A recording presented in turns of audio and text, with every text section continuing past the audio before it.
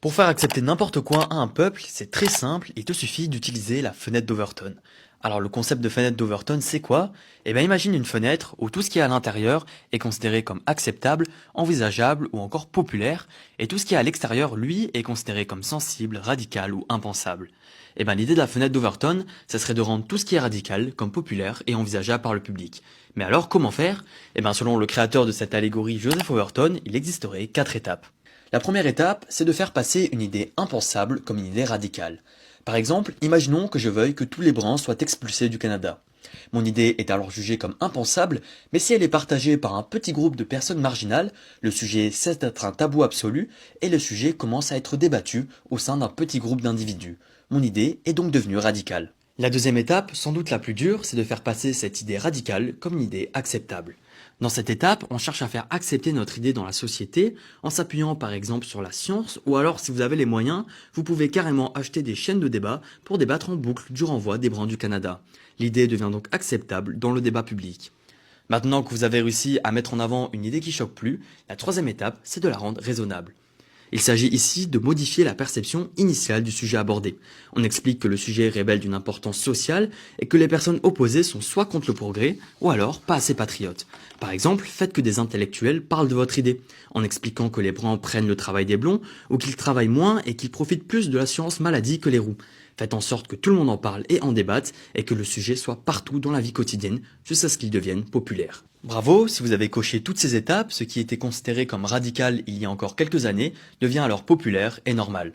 Alors si vous voyez un sujet sensible s'installer un peu rapidement dans le débat public, vous pouvez vous rappeler que Alors, mon frère, ma soeur, faut bien écouter, faut comprendre.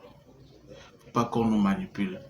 Faut pas qu'on tombe dans les choses qui ne nous aident en rien.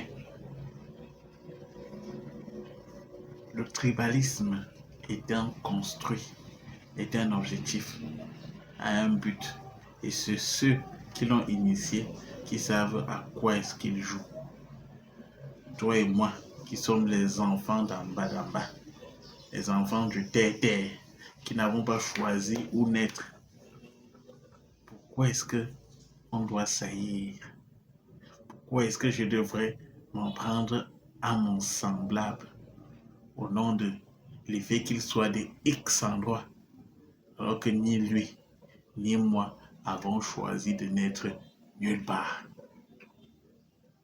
Pourquoi est-ce que on devrait, au lieu de parler de ce qui est de notre intérêt commun, de ce qui est de notre développement, de notre épanouissement à tous les deux, on devrait passer la journée à se parler de, de haine? Pourquoi je devrais tailler? Pourquoi tu devrais mailler? Pourquoi on voudrait amener notre génération, nos jeunes d'aujourd'hui, à nous entretuer? Pourquoi?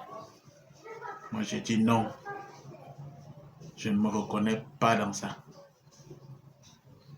À toi qui viens avec des débats de frustration et de haine, avec des sans arguments constructifs, je peux que te dire, comme l'a dit le président Maurice Kamto, la haine n'est pas contagieuse. Ça ne me contamine pas. Un autre Cameroun est possible. Et cela dépend de toi.